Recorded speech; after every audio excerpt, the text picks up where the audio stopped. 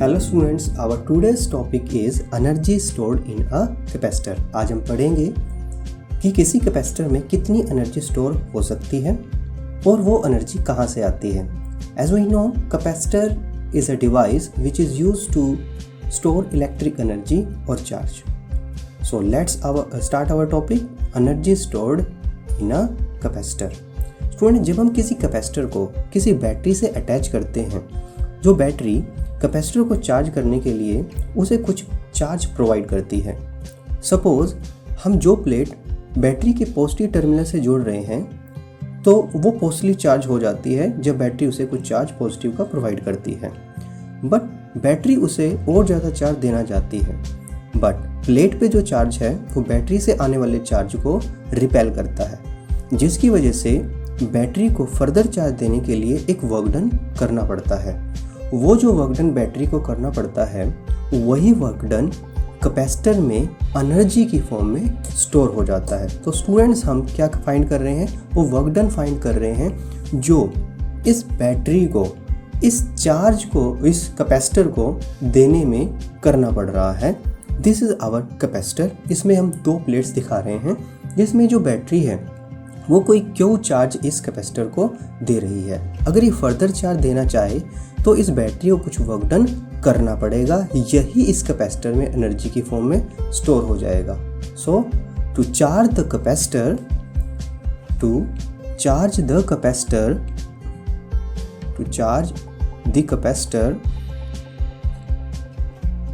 the battery has to do some work.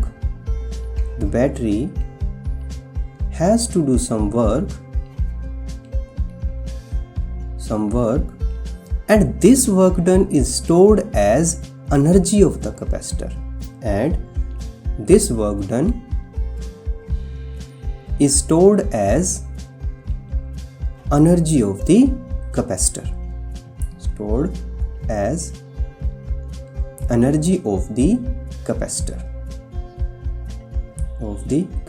Okay students, तो हमें क्या करना, हमें फाइंड आउट करना है वो वर्क डन जो चार्ज देने में किसी बैटरी को करना पड़ा किसी कैपेसिटर को। तो सबसे पहले हम कंसीडर करते हैं बैटरी ने कोई क्यू चार्ज दिया है किसी भी टाइम पर। Late plus Q is the charge on capacitor at any time, okay students. तो जब हमने इसे चार्ज दिया तो इसके अक्रॉस एक पोटेंशियल डेवलप हुआ। Let suppose V is the potential on capacitor at that time. उस समय में उसका जो पोटेंशियल है हम V कंसीडर कर रहे हैं, and potential on capacitor at that time,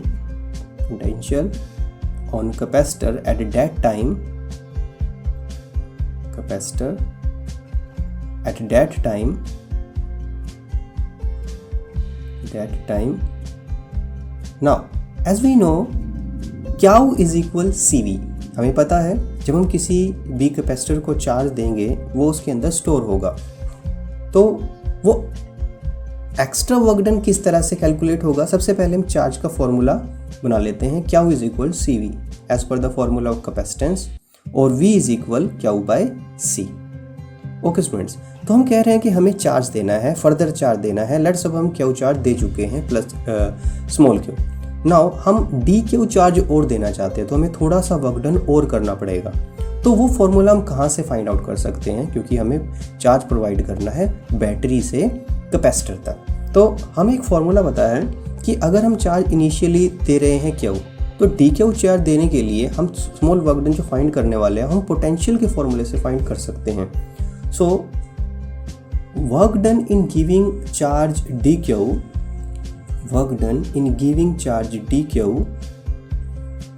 giving the charge dq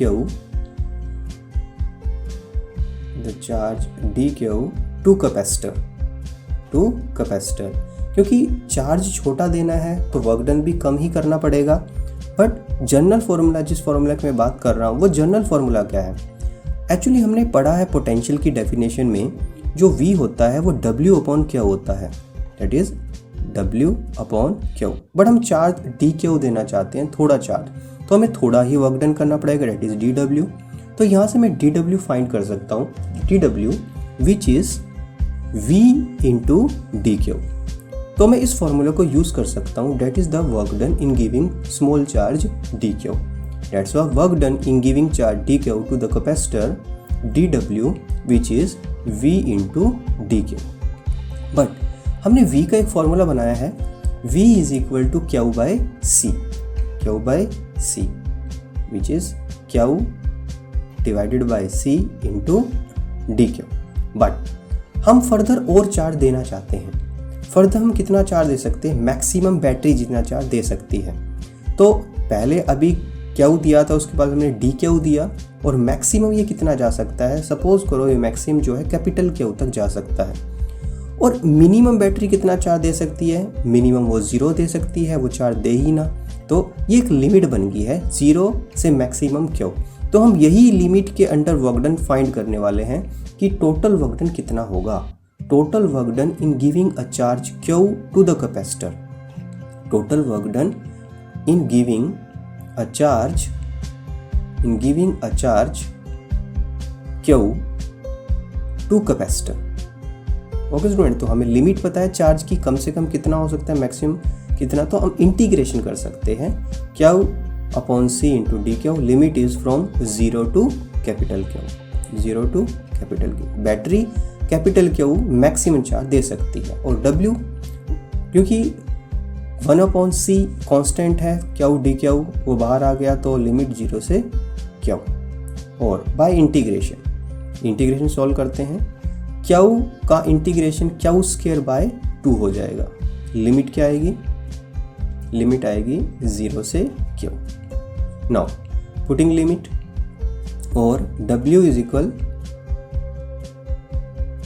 1 upon C, upper limit minus lower limit, Q square upon 2 minus lower limit 0 है, तो आप लिख दोगे 0 this. By solving this W is equal 1 upon C, you can say Q square upon 2c, Q square upon 2c। This is the amount of work done which the battery will do to charge the capacitor, और यही work done जो होगा energy stored में बदल जाएगा in a capacitor. This work done is stored as energy of capacitor. You can say this work done is stored as energy of capacitor, stored as energy of capacitor. तो आप work done जो W है उसे energy की form में लिख सकते हैं, that is U is equal Q square upon 2c। This is the required formula of the energy stored in a capacitor. This is your final result, energy stored in a capacitor which is equal Q square upon 2c। But further इसे change किया जा सकता है फॉर्मूले को, as you know Q is equal CV। तो जो आपका फॉर्मूला आया है तो उसको हम चेंज कर सकते हैं, U इज इक्वल क्यू की जगह क्या लिखा जा सकता है? CV। तो C square V square upon 2c। C से C कैंसिल हो सकता है, जब C से C कैंसिल होगा तो हमारे पास क्या वैल्यू बचेगी? C से कैंसिल कर देते हैं एक वैल्यू C की, और U is equal to half CV square. This is also another formula of energy stored in a capacitor. Energy stored in a capacitor. Okay students, this is also the formula.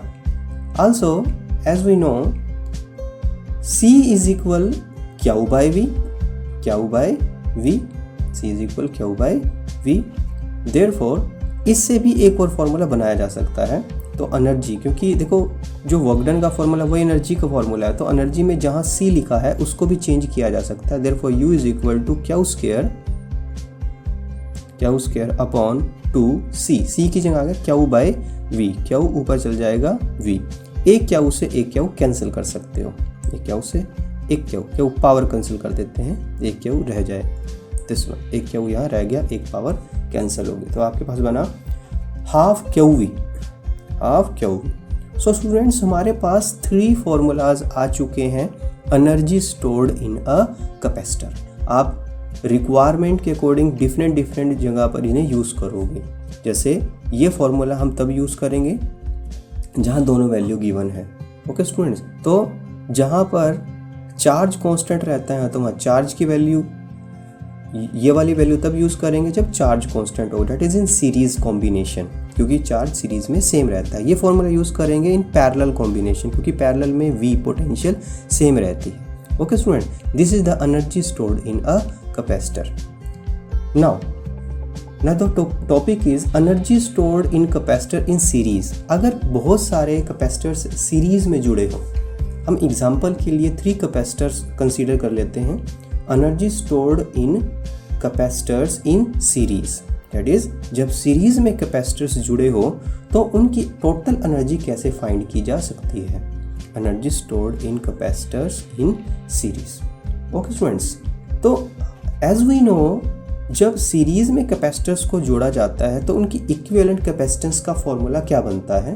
As we no, 1 series में जोड़ें तो 1/CS which is 1/C1, 1/C2, 1/C3, 1 and so on up to n चला जाएगा। But हमें एक example के लिए 3 capacitors ही consider करने हैं, तो हम यहाँ तक इसे लिख देते हैं। Okay, this is equation number first. Okay students, now हमें फाइंड करनी है total energy, but as we know, क्योंकि ये सीरीज में है और सीरीज के अंदर हम कौन सा फॉर्मूला यूज़ कर सकते हैं।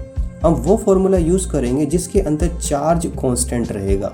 तो क्योंकि सीरीज में चार्ज कांस्टेंट रहता है, in series Q is constant, तो ऐसा फॉर्मूला यूज़ करेंगे जिसके अंदर चार्ज और सी आएंगे, वी नहीं आएगा, क्योंकि वी सीरीज में चेंज हो जाता है। तो हमारे पास तीनों फार्मूलाज हैं, तो उसमें जो ये वाला फार्मूला है इसमें क्यू है और सी है, तो हम ये वाला फार्मूला यूज़ करेंगे क्योंकि इसमें चार्ज कांस्टेंट रखा जा सकता है। तो क्यू स्क्वायर अपॉन 2c, और c कौन सा लेना है, इक्विवेलेंट, दिस में। नाउ हम कॉमन निकाल सकते हैं क्यू स्क्वायर, क्योंकि क्यू कांस्टेंट है सीरीज में, क्यू स्क्वायर अपॉन 2 और 1/CS, और 1/CS की वैल्यू हमारे पास है फ्रॉम इक्वेशन नंबर 1, हम लिख सकते हैं इक्वेशन नंबर फर्स्ट से। तो हमारे पास वैल्यू आएगी US energy stored in series Q square upon 2 and 1/CS की जगह लिख सकते हो 1/C1 plus 1/C2 plus 1/C3, और विच is equal Q square upon 2C1 Q square upon 2C2 plus Q square upon 2C3। Okay, this is the energy stored in first capacitor, and this is energy stored in second capacitor, energy stored in third capacitor. Hence you can write total energy US, which is U1 plus U2 plus U3. This is the formula for the energy stored in series, in capacitors in series. This is the required formula. Okay, energy stored in the capacitors in series.